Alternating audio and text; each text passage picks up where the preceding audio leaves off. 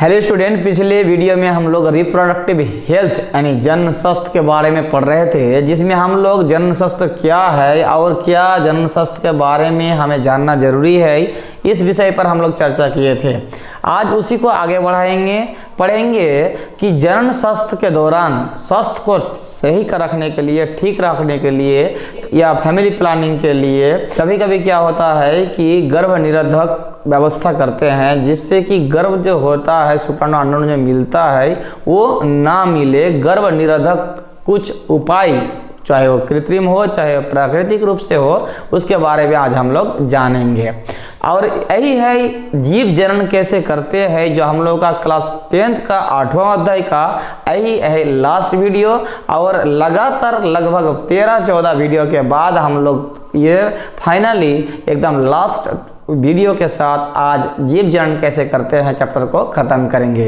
तो आइए लेट ना करते हुए आज का वीडियो को स्टार्ट करते हैं। मैं हूं MSR और आप देख रहे हैं MSR स्टडी सेंटर। तो आइए शुरू करते हैं। क्या है आज का विषय, जिसमें हम लोग जनन स्वास्थ्य या रिप्रोडक्टिव हेल्थ के बारे में पढ़ेंगे। पिछले वीडियो में पढ़े हैं, तो आज पढ़ेंगे गर्भ निरोधन की विभिन्न विधियां।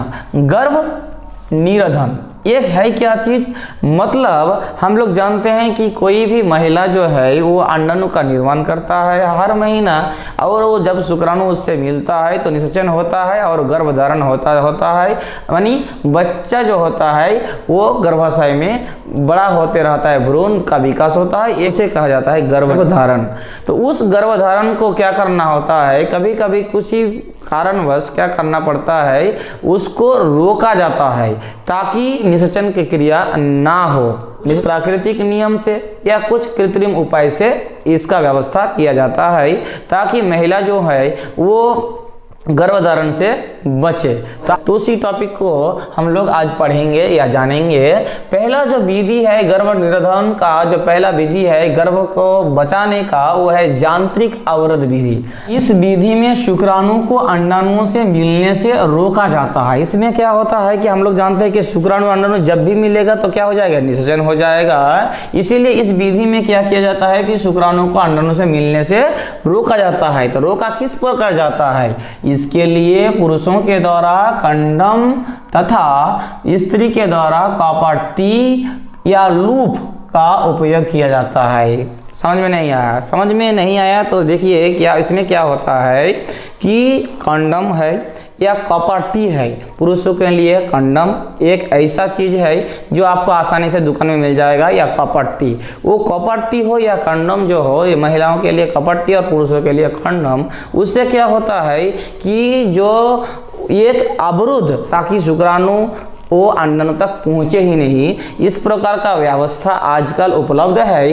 इस प्रकार का उपलब्ध है क्योंकि एक पदार्थ के द्वारा, किसी एक वस्तु के द्वारा इसे रोका जाता है शुक्राणु अंडाणु को। इसीलिए इस विधि को क्या कहा जाता है, यांत्रिक अवरोध विधि। अवरोध मतलब रोक देना। क्या रोक देना, शुक्राणु को अंडाणु के साथ मिलने से रोक देना। इसके लिए क्या उपयोग होता है, पुरुषों के लिए कंडम और महिलाओं के लिए कॉपर टी का उपयोग होता है। क्लियर है? शल्य क्रिया विधि अब नया आता है, एक ऑपरेशन के द्वारा, शल्य क्रिया के द्वारा ये जो होता है, इस विधि को कहा जाता है शल्य क्रिया विधि। ये इस विधि में नर की शुक्रवाहिकाएं, हम लोग जानते हैं कि शुक्रवाहिका के कार्य क्या है, वृषण से निर्मित शुक्राणु को शुक्राशय तक पहुंचाना। तो वो क्या करता है, उसको या माता की अंडवाहिनी, अंडवाहिनी मतलब जो निर्माण हुआ अंडाशय में, अंडाणु अंडवाहिकाओं में, ताकि वो निषेचन कर सके शुक्राणु के साथ मिलकर। लेकिन वो क्या किया जाता है, अवरुद्ध किया जाता है, काट दिया जाता है ताकि वो ना मिले। तो इस प्रकार का जो विधि है, चूंकि ये शल्य क्रिया के द्वारा होता है, इसलिए कहा जाता है शल्य क्रिया विधि। नेक्स्ट आता है एक हार्मोन संतुलन द्वारा। हार्मोन संतुलन द्वारा मतलब ये हमारे शरीर में हम लोग जानते हैं कि हार्मोन का स्राव होता है, जिससे हमारे शारीरिक क्रियाओं का क्या होता है, ठीक ठाक बैलेंस रूप से काम क्रियाकलाप होते रहता है।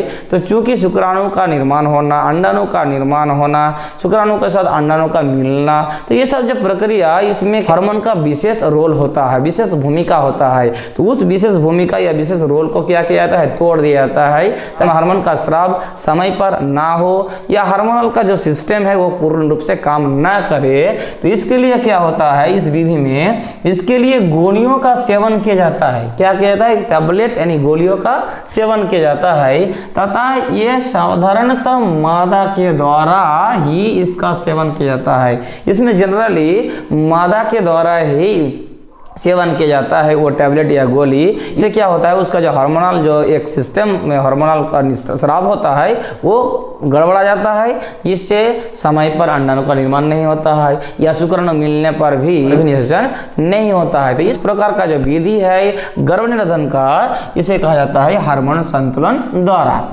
अब नेक्स्ट आते हैं लास्ट में प्राकृतिक विधि द्वारा, जो आप लोगों का सिलेबस में है ही नहीं, लेकिन ये भी थोड़ा सा जान लेने से हम लोग का कुछ हानि नहीं होगा। इस विधि में विवाहित जोड़े मासिक या ऋतुस्राव के बाद, जब ऋतुस्राव क्या है, इसके पहले वाले वीडियो में हम लोग पढ़े हैं, ऋतुस्राव या मासिक चक्र या रजधर्म, तुम जो पीरियड्स के समय जो निकलता है उसके बाद 10 से 17 दिन, ये लगभग एक अनुमान किया गया हुआ दिन है। इससे आगे भी 2-1 दिन, इसके पीछे भी 2-1 दिन, ऐसा है। लेकिन जनरली 10 से 17 दिन तक क्या है, संभोग करने से बचते हैं। यानी विवाहित जोड़ा जो है, यानी हस्बैंड और वाइफ यानी मेल फीमेल मिलने से क्या होता है, बचता है, संभोग से बचता है, जिससे शुक्राणु का जो अंडाणु का जो निर्माण हुआ, जब अंडाणु को शुक्राणु चाहिए उस समय शुक्राणु ना पहुंच पाए, इसके लिए ये विधि है। चूंकि इस विधि में किसी भी प्रकार का बाहरी का फैक्टर कारक काम नहीं करता है, ये मादा या नर दोनों का आपस में ये होता है, इसीलिए इसे कहा जाता है प्राकृतिक विधि। तो इसमें क्योंकि इस समय गर्भधारण की संभावना अधिक होती है, यानी अगर किसी पुरुष या महिलाओं को या किसी जोड़े को अगर चाहिए कि उसको बच्चा लेना है, तो सबसे अच्छा है कि 10 से 17 दिन जो पीरियड्स का जो टाइम होता है, 28 दिन का हम लोग पढ़े हैं, तो वो समय सबसे अधिक होता है, चांस अधिक होता है कि उसमें क्या होगा, उसका गर्भधारण होने की यानी निषेचन होने की क्रिया या भ्रूण का निर्माण होने की क्रिया संभावना ज्यादा रहता है। इसीलिए ये 10 से 17 दिन, अगर बच्चा कल नहीं लेना है, गर्भ से बचना है, तो क्या करना चाहिए, 10 से 17 दिन तक संभोग यानी मिलन नहीं करना चाहिए। तो इस प्रकार कई विधि है गर्भ निरोधन की, यांत्रिक अवरोध विधि, शल्य क्रिया विधि, हार्मोन संतुलन विधि, प्राकृतिक विधि, कई विधि हमारे किताब में दिया था कि गर्भ निरोधन की कई विधि है जिससे गर्भधारण से हम बच सकते हैं। उम्मीद है कि पूरा आपको समझा पाए हैं। अगर किसी भी प्रकार का डाउट है या किसी प्रकार का संदेह है, आपको लगता है कि यह हमें जानना है, तो कमेंट बॉक्स खाली है, आप कमेंट बॉक्स में जरूर अपना क्वेश्चन ठोके या कोई भी कमेंट आप कर सकते हैं। इसके लिए स्वागतम है आपका। और इस प्रकार का लगातार वीडियो पाने के लिए आपको चैनल के साथ जुड़े रहना है, जिसके लिए आपको तो पता ही है कि सब्सक्राइब बटन के साथ साथ बेल आइकन भी प्रेस कर लेना है, ताकि जल्द से जल्द इस प्रकार का वीडियो आपके पास उपलब्ध हो, एक स्क्रीनशॉट। तो वीडियो को लाइक और शेयर करना मत भूलिएगा। मिलते हैं अगले वीडियो में, तब तक के लिए धन्यवाद।